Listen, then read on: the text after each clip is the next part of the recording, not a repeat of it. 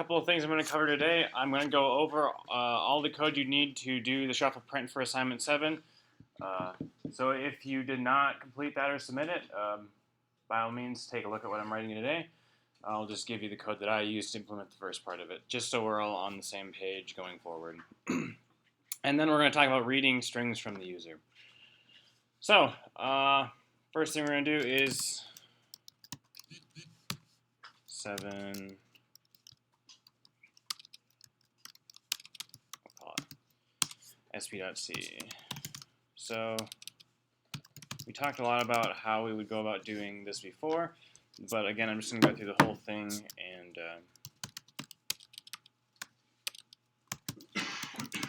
talk about it. So, we're including stdio for scanf and printf. We're including stdlib for the rand function, and we're including time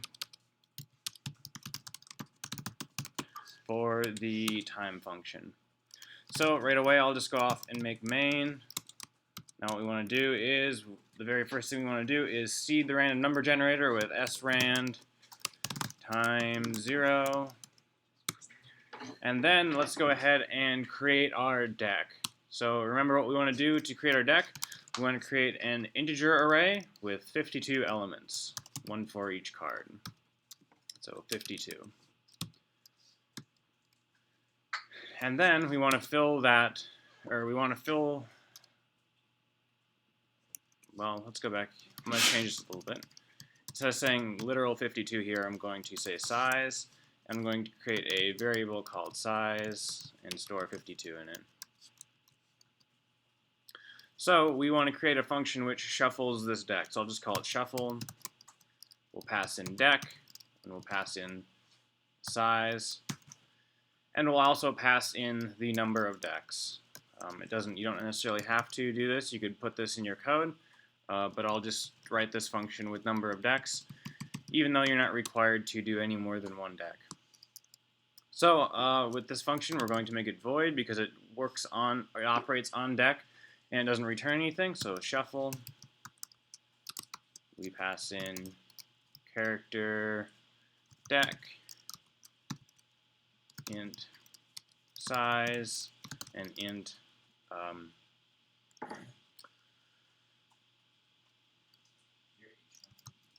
and dex. What? Huh.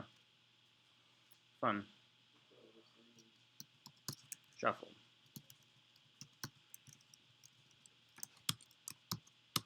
So the first thing we need to do, we talked about this before. I'm going to try and give some more examples about how I use that usage array to see if we've already generated a number. But I'll go through and I'll write out the code that I use really quick. So remember, we use the usage array, and we need 52 elements. And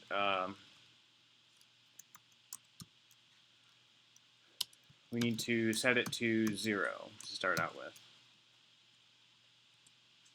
So the next thing we need to do is start our for loop. So we'd say for I equals 0, I is less than size, plus plus I.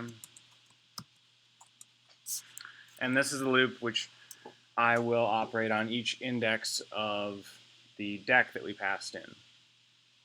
So, again, if we wanted to generate numbers that weren't necessarily unique, what we would do is, what I'm going to do is create another variable outside of here, just temporarily store the number in, res, and then what we would do is res equals rand mod 52. And that will get a random number. It doesn't necessarily have to be unique, between 0 and 51, and store it in res. And then what we would do to store it in deck is we'd say deck at position I equals res. And this would generate non-unique values. So going back, we need to use a do while loop to determine whether or not res is actually a unique value. So what we say is do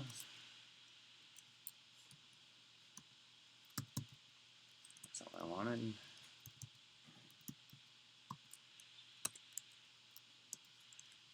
And then we generate a random number inside there, inside of our do loop. And then we say while usage at position res is less than n dex. So every time, so again, when we first generate this number, we're going to, let's say the result from this expression right here is 10. So we're going to go in the usage array at position 10, which is going to be 0 to start out with. And then the number of decks, which is always going to be 1. So 0 is less than 1. That's not right. I want to do greater than or equal to. So if usage at position, the number of generated, is greater than the number of decks that we have, then we need to generate another number. Yeah? Wouldn't the random be 553? No.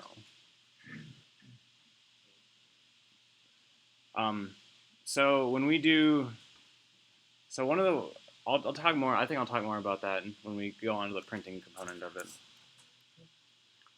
So then every single time that we get a unique number, we say usage at position result, and we increment that. So every time we get another number, we increment the usage position. So after a while, if we use it once, then if we use it once and the number of decks that we use is 1, then usage at position result is going to be 1, and it's going to be greater than n decks, so this do while loop is going to run again and generate another random number. So just for now, what I want to do is write a function which prints the numbers that are contained inside the deck. So we'll pass in our deck, and we'll pass in our size, and that's it. So just a quick for loop. This isn't necessarily code that you need to use, but I just want to put it in there so I can try and explain this a little bit better.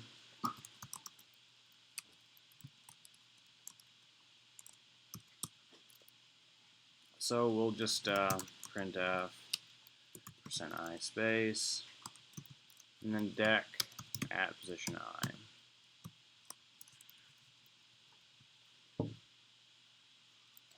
And then we'll print a new line at the end. So we've gone in our main program, we shuffle the deck, and then let's just print the numbers quick.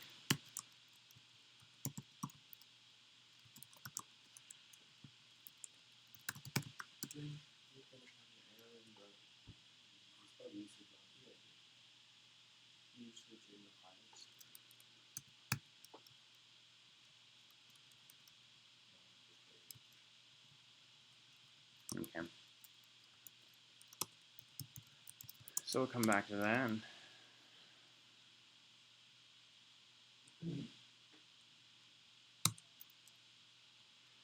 We've heard of the warnings. Yeah.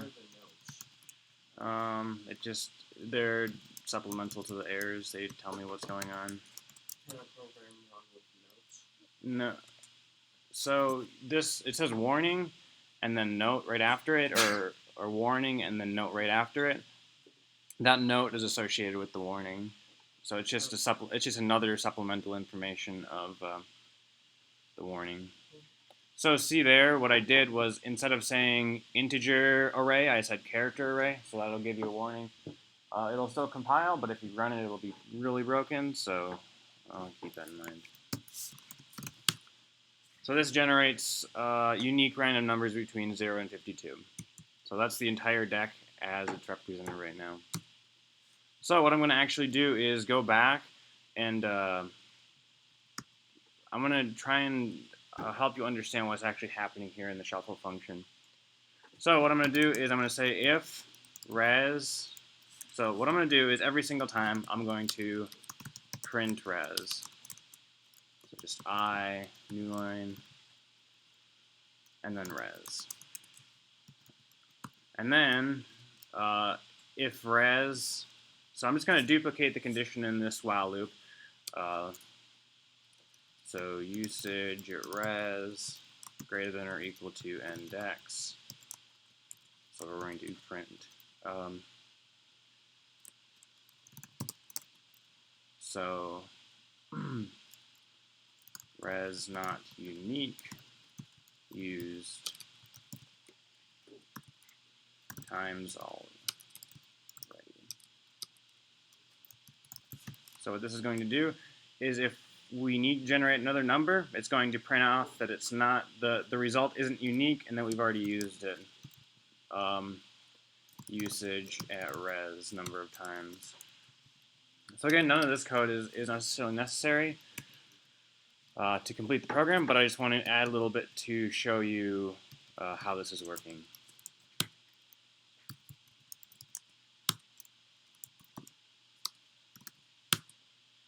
So we can see that when we're generating, so we start out, and when we first start generating numbers, odds are that we're going to generate random numbers. But after a while, we see we have 6 here, and we also have 6 here. So the second time we generate 6, it's going to say res is not unique, it's already used one time. Because that's what our usage array is tracking. Our usage array is tracking how many times a number occurs in our generated numbers. So generate a couple more numbers, but see we reach 17 here, we reach 17 down here again, so that usage array is tracking again how many random numbers we've already generated. So we get a couple more, and throughout the array, or throughout the generated numbers, just note that every time that we generate another number based on that condition in that if statement and that while loop, it will determine whether or not we need to generate another number. So as soon as we get as we get to the end, the odds of us generating a non-unique random number increase. So we can see that almost every single time we need to generate another random number. We can see, like, getting close to the end here, we have to almost generate like 10, 15 random numbers before we get another unique random number. So we're generating, like, so this was so 33 was the last unique one we generated. So we generated about 15 or 20 other random numbers, which ended up not being unique before we got another unique random number. So just a kind of an example of how that works and how that's tracking. So finally, we'd end on 1. The last number we generate is 1. And since we've reached the size, the for loop terminates, and we stop generating numbers. So I'll just comment that out. Hopefully that kind of helped explain what that was doing a little bit. So now that we've called shuffle and we've called print num, I'll get rid of print num. And let's write a function called print card. So we'll say print card. So remember that in order to get, so the two measurements that we have are suit and rank. So we have suit, and we have rank. So I also need to pass in the deck. So in deck, in size, or no, for this one, all this one's going to do is accept a single integer. So it's going to just say card. So in order to get the suit, what we need to do is take card and divide it by 13. And in order to get the rank, we need to take the card and mod it by 13. So really quick, I'm going to go try and find the PowerPoint from Friday, which I talked about this, because there's, I thought, a pretty good picture in it.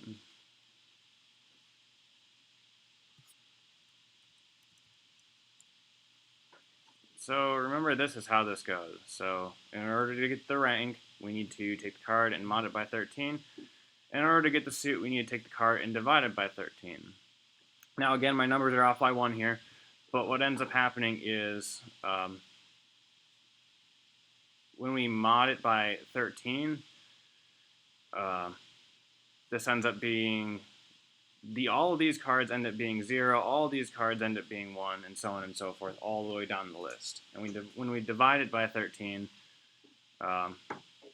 every single card of the first suit is 0, 1, 2, and 3, and so on.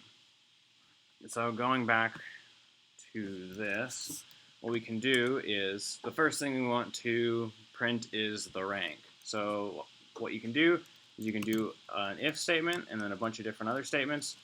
But the other thing you can do is a switch statement. So what you can do is switch on rank, and then we're going to write out a whole bunch of printfs. So remember that when we do switch, what we do is specify the different cases. So what we would say is case 0. So if it's case 0, it's going to be an ace. So we'd say printf ace, and then break. And then we'd say case 1. And formatting is super painful with all these, but just try and bear with me. Printf 2,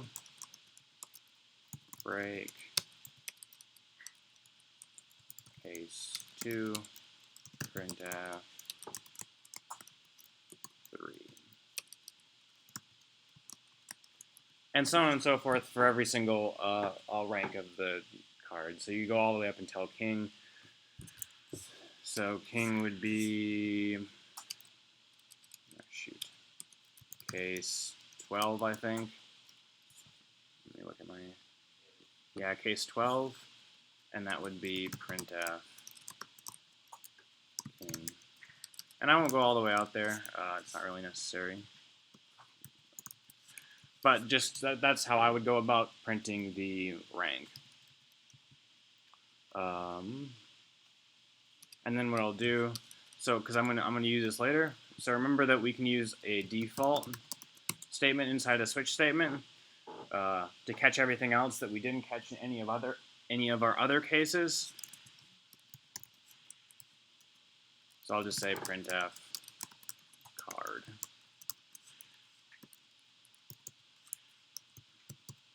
So, and then in between, so we have one switch statement for rank, one switch statement for suit. So in between this, we'd say of. So if it's ace, it'll be ace, and then of, and then whatever suit it is. So switch on suit.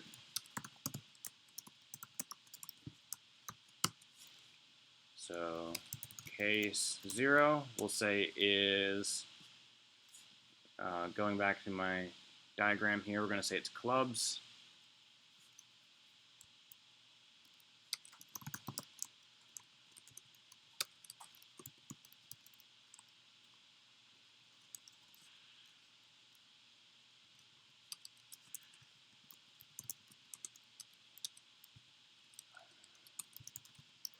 Case 1 is what did I have in this one? Hearts.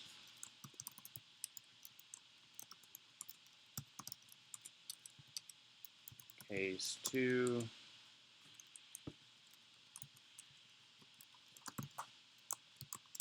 is spades.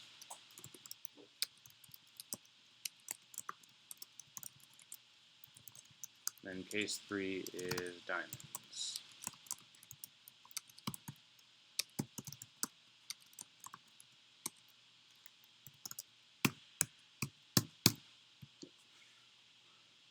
So this function will print a single card based on its suit and rank.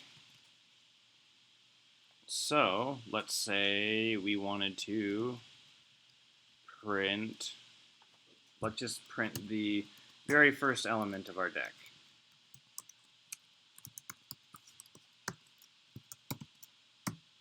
We can reference that by saying deck at position 0.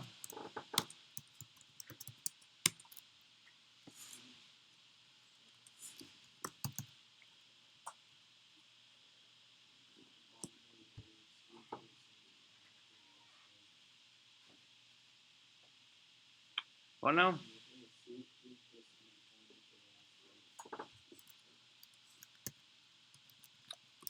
Cool. I think there was another one, but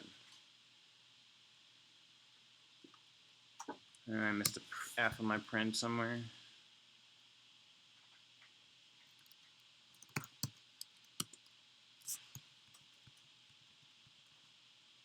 Yeah.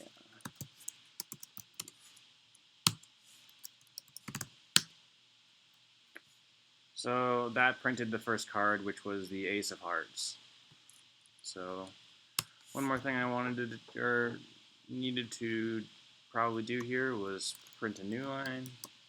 Depends on how you're implementing it.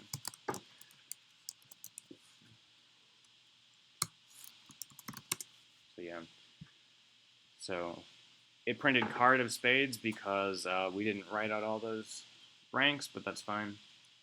If we run it a couple more times, we'll get the Ace of Hearts here. So that's one of the cards. So going back, in order to print all of the cards, what we'd do is we'd say void print deck. We'd pass in an array, call it deck, and say int size.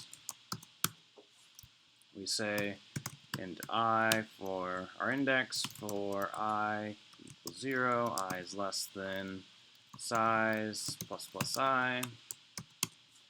And then we call print card and then deck at position I.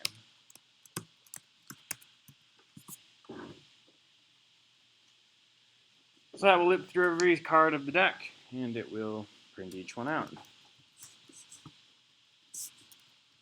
We just need to go down to our main and say print deck, and pass in deck, and pass in size.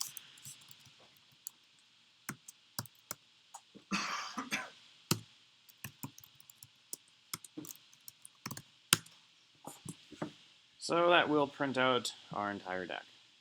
So this is the numerical representation of our deck right here, and then this is the textual representation of our deck right here.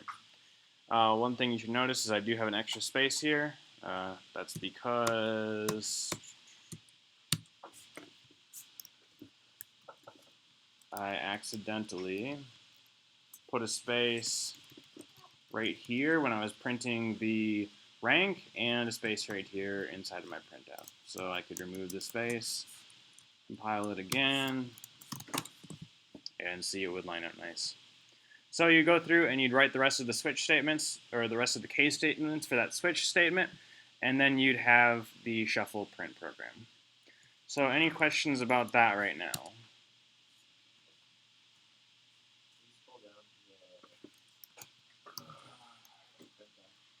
Yeah.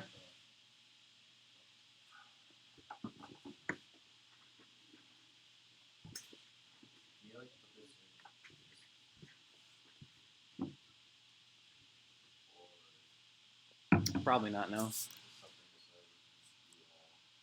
If you want to look at it, it'll be in the video, so. Had to put in a little bit of work, Nate, sorry.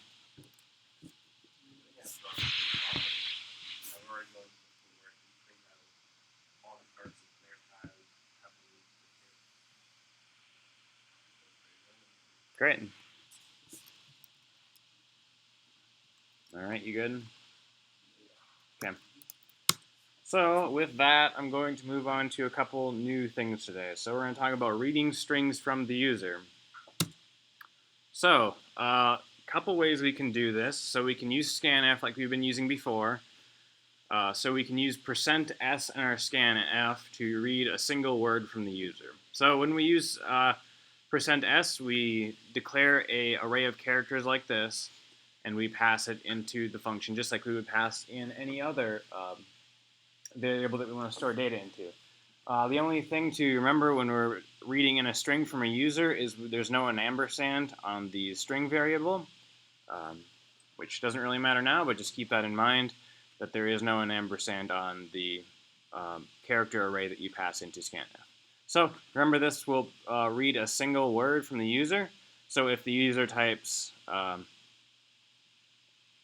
okay, so we have 10 characters that we can store, or we have 10 positions in our array that we can store characters in. But if the user types A space B space C, those are considered 3 separate words, and only A will be read in. So when we use %s in scanf, that only reads a single word, and then with this definition of a word is delimited by a space. So everything between spaces. So to demonstrate this, let's go and write a quick program.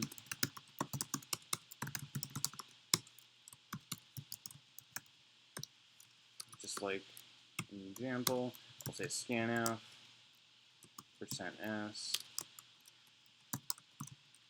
str, and then we'll print out the string.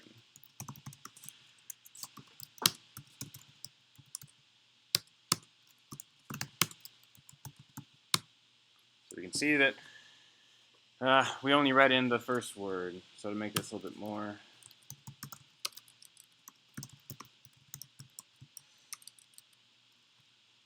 two N's,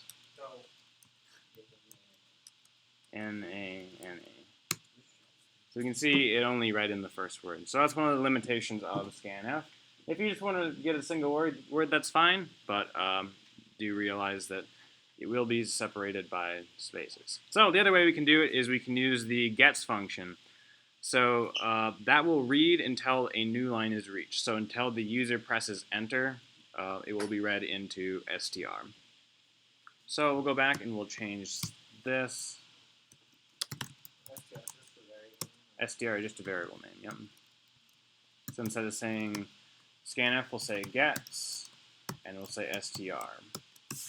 And that will read into str until the user presses enter.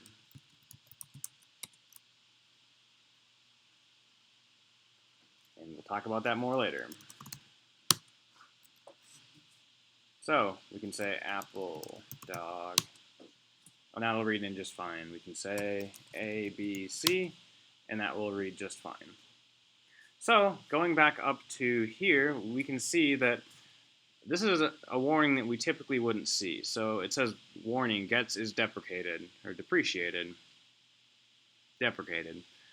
And then goes down here to say, warning, the gets function is dangerous and should not be used. So when people first started programming, they assumed that the user, the typical environment that a user would program in is the user of the program would write the program. And that was the way it was back in, since like when programming first started in the 40s all the way up until like the 80s. But when the 90s came around, programs started being distributed and started being connected to network services that accepted user input that wasn't necessarily trusted. So let's go back to this and let's try something different. So let's put in a bazillion A's.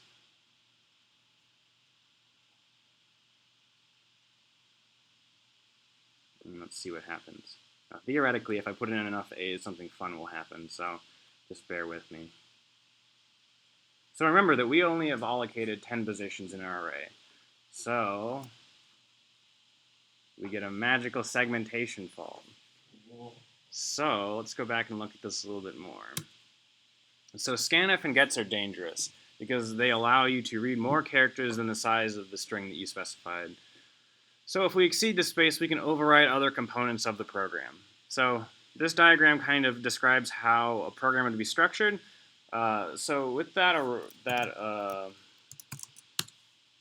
with this str variable that we declared, think of it as being on the stack here. Now these different components don't really matter for 150, but just think of it this way. So if you have 10 elements here on the stack, and you keep on putting things onto the stack forever and ever and ever, eventually what's going to happen is you're going to end up in these other sections of the program. So uninitialized data doesn't really matter. Heap doesn't matter in this context. But what really matters is the text section. So what's contained in the text section is the actual instructions that the compiler generates when we say GCC. in our program or our source file name, it generates the executable. But this is where so then when we run that program, it's loaded into memory along with all the variables that we use. But if we exceed the space on the stack, we could end up inside the text section down here or end up somewhere else, which means that we're overriding the instructions that the compiler generates. We're overriding the instructions on how the program is to be run, and things are going to get messy. So we can actually go back here and run this one more time. And even if we exceed by a little bit, nothing will probably happen. So we exceeded our 10 characters and nothing happened. That's just because there's a little bit of space that the compiler automatically adds at arrays for optimization purposes. But just keep in mind that even if you exceed the number of elements in your array, odd things are going to start happening. You might not override an instruction that caused like the segmentation fault, but you might override another variable. So if you have variables around your character array or string, and you overflow the array, you might end up with unexpected results. So all of that leads to fgets. So fgets is like gets, but stops reading once n characters have been read in. So it will also stop when a new line's been reached, but it allows us to specify how many characters we want read in at a maximum. So we would say fgets, our character array, we say the number of characters that we want to read in, and where we want to read it from. So this file stream here is a little bit different than things we've dealt with before. The file, so in C, files and other devices like input, output, are described using the file type. So you can open up files in the system using this type. You can read, write, append to them. By default, there's 3 types that are just available to you for you to use at any time. So you can use std_in, std_out, and std_err. So std_in is what we've been using when we've been calling scanf, which will take input from the user. std_out is what we've been using when we use printf, which will output things to the user. And std_err is another, is very much like std_out, but it's reserved for you to output errors too.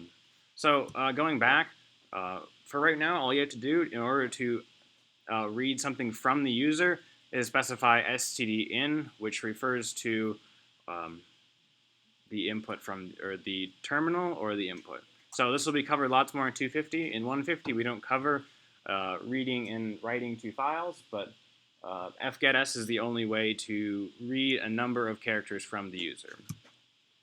So let's go and write that quick.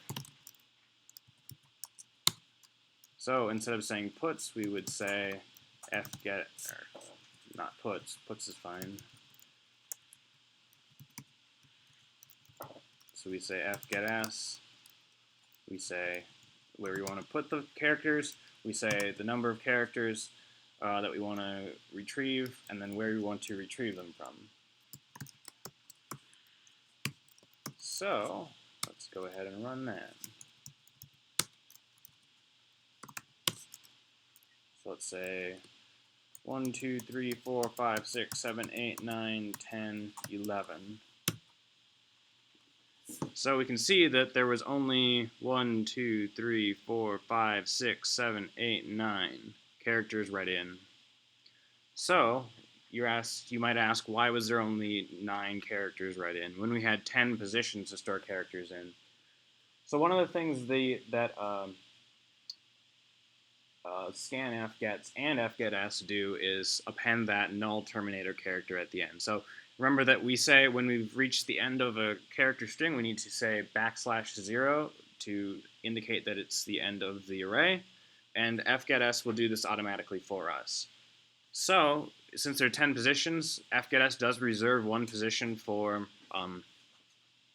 the null terminator, the /0.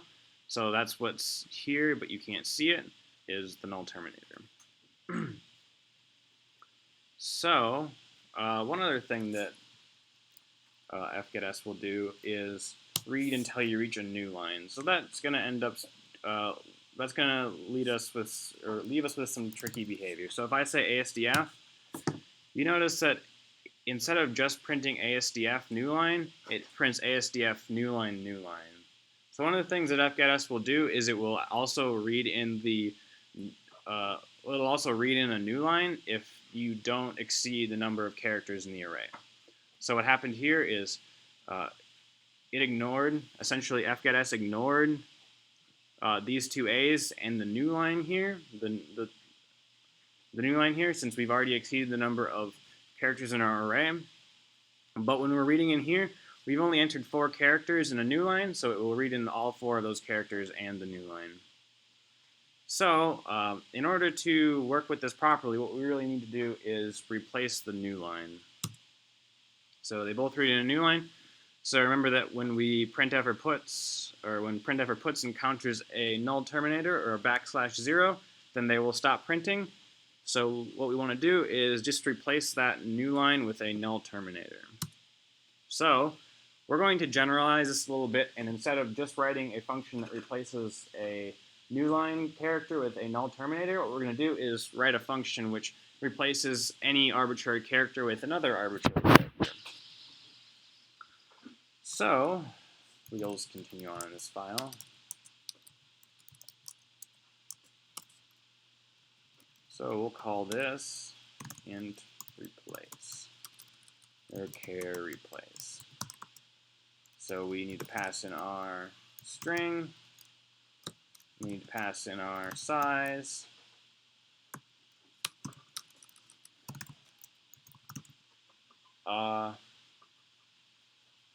and then we need to pass in our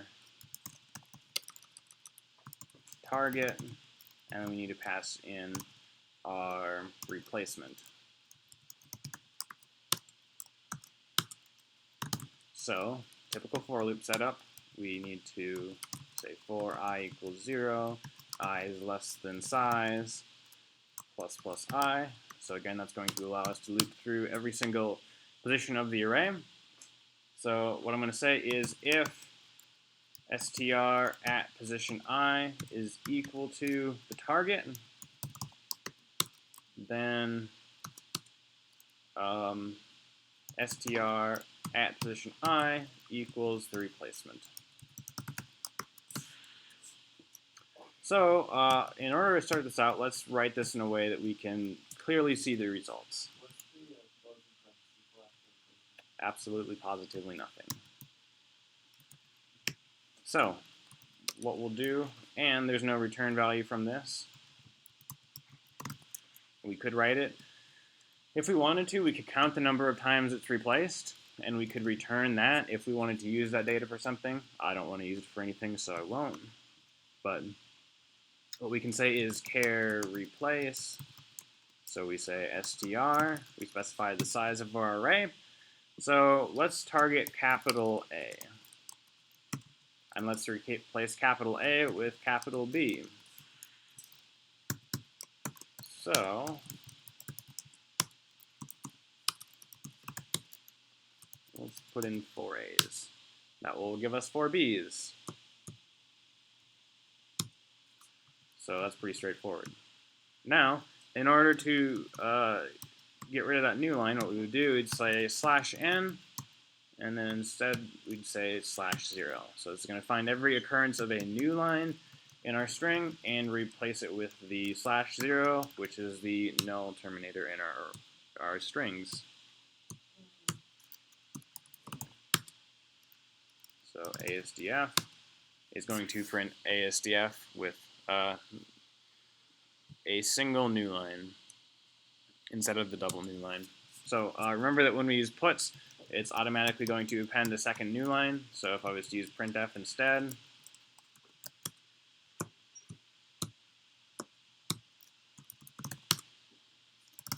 you can see that there would be no new line printed between the last output and my terminal prompt. So that is basically all the content I wanted to cover for strings. So, so we'll cover this last function then. So The last function I want to talk about was strlen. Isn't necessarily related to reading and writing, but it is definitely useful to determine a couple of things. So what strlen will do, it will take a character array like this, and then it will return the number of characters before the null terminator. So this is useful because if we read in a string that's less than our array size, we might need to account for that when we're manipulating it. So let's declare a variable called size, and let's say after we print the string, I'll switch this back to a puts because, and then what we'll do is we'll say size equals strlen str, and then we'll say printf size is %I, new line, and size.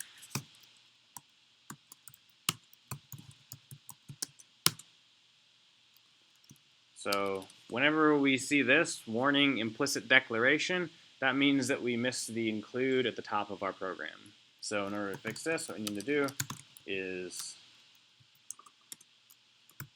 go up to the top. We need to say include string.h, which is where strlen is defined. You don't need to add anything when you compile it like you do with the math. Nope, the only one that we use in this class that you need to add is the -ln when you're using the math. So let's say we say ASDF. It will print ASDF and it will tell us that the size is 4. So I go back, we say ASDF, ASDF. It will say the size is 8. So keeping in line with that, even if we say longer than our array, the maximum size it will ever read in is 9 characters, and it will say the size of that string is 9 because we have 1, 2, 3, 4, 5, 6, 7, 8, 9, and then strlen hits the null terminator right here, and it stops counting. If it was puts a printf, it would stop printing at that point, but all strlen does is, I can basically show you what strlen would look like. So I'd say int my strlen, because we can't give functions names of system functions, so strlen is a system function, we don't want to overwrite that. So you'd say char, or let's just call it string to change it up a little bit. And what that will do is we'll have a count. And what we would do is we'd say while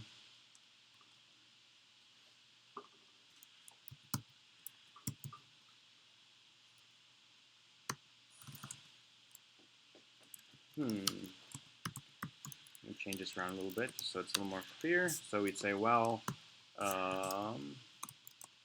string at count not equal to null terminator, we're going to increment count. So that's essentially what the strlen function would look like. Now, if we change this around a little bit, that's what the while loop. We could change this to be with the for loop. We would say for count equals 0, while string at position count not equal to the null terminator plus count.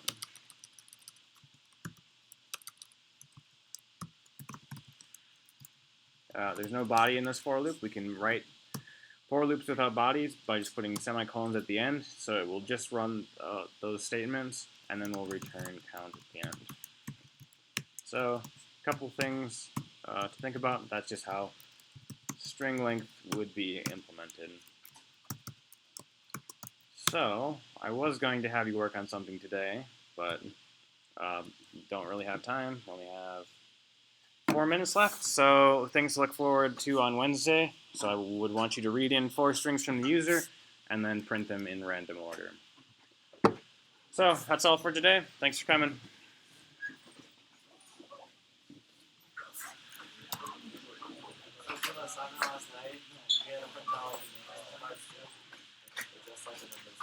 The names.